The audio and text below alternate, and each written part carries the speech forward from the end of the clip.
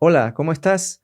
Bienvenido o bienvenida a este nuevo video de la serie titulada ¿Con qué cámara fue tomada esta fotografía? Y en esta oportunidad quiero hablar de una fotografía súper conocida titulada La Niña del Napalm. Quédate conmigo, veamos la historia y sobre todo veamos con qué cámara fue tomada.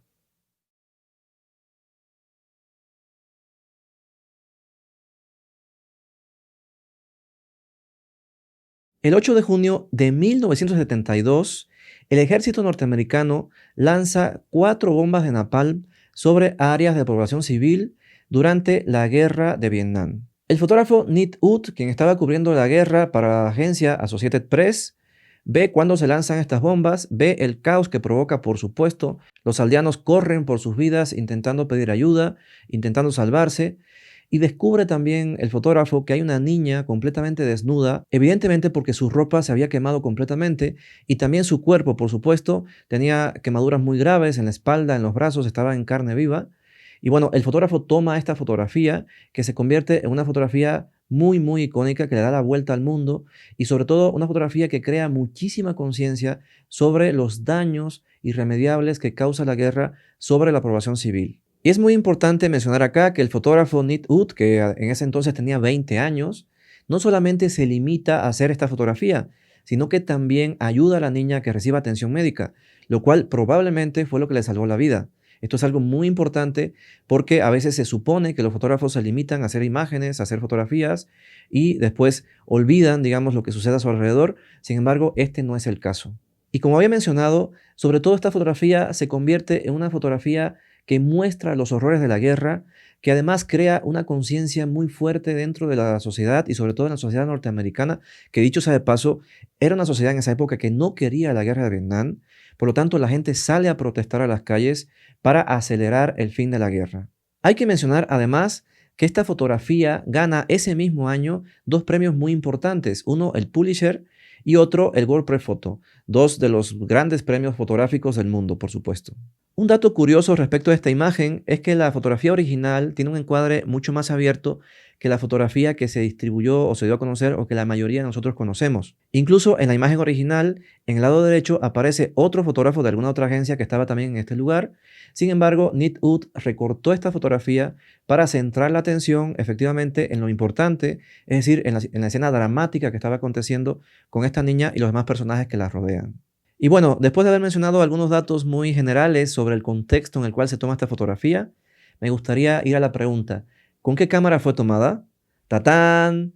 Pues fue tomada con la Leica M2 y una lente de 35 milímetros. Es una fantástica cámara rangefinder, o sea, una cámara telemétrica, lanzada por esta marca alemana en el año 1957 y es una especie de continuidad de la serie M que había iniciado con la Leica M3 que se lanza en 1954. Es un poco confuso esta numeración que usa Leica. Se supondría que la primera Leica M sería la M1. Sin embargo, Leica nombra a esta primera cámara la M3. La siguiente, que se lanza en el año 1957, como ya había mencionado, es la M2, de la cual estamos hablando en este video, con la cual tomó esta fotografía Nit Ut.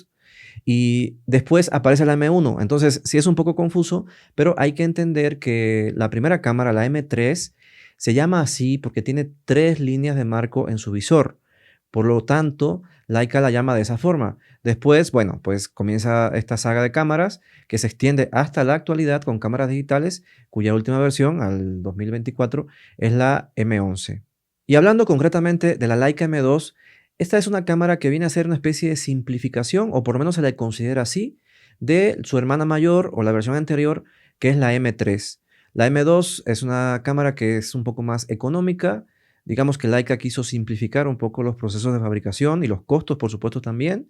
Es una cámara que recibe diversas actualizaciones. Una de ellas es que se simplifica su telémetro, lo cual hace que la cámara sea más económica de producir, pero a su vez es una cámara que tiene ciertos problemas de destello en los vidrios del telémetro que en ciertas situaciones de luz pueden llegar a notarse.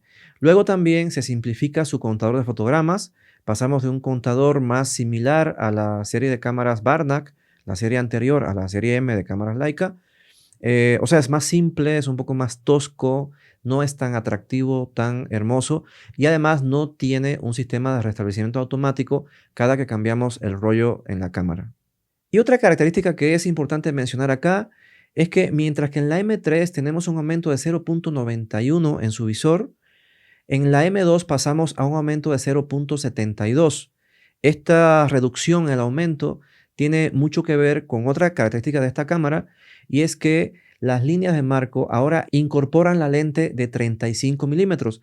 Esto es muy importante. Fíjense que Neatwood toma su fotografía con un 35 milímetros. En la Leica M3, la versión anterior, no teníamos líneas de marco para lentes de 35 milímetros y por lo tanto no se podían utilizar estos lentes salvo que utilizáramos un visor externo, lo cual le quita un poco la simplicidad del uso de la cámara.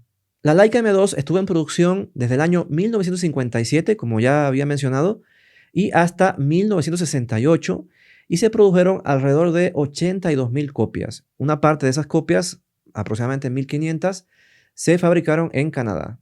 Y bueno, dicho todo esto, quiero mencionar que la Leica M2 es una cámara que se puede comprar hoy día de uso, por supuesto, pero es una cámara que sigue funcionando gracias a esa calidad soberbia que Leica siempre puso en sus cámaras.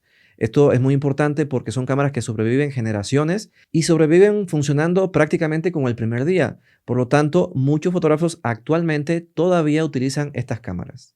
Y bien, amigos, amigas, ¿qué les pareció esta historia? Si te gustó, recuerda que puedes suscribirte al canal. También puedes dejar un comentario si quieres aportar algo o si simplemente tienes alguna duda. Y nos vemos en la próxima.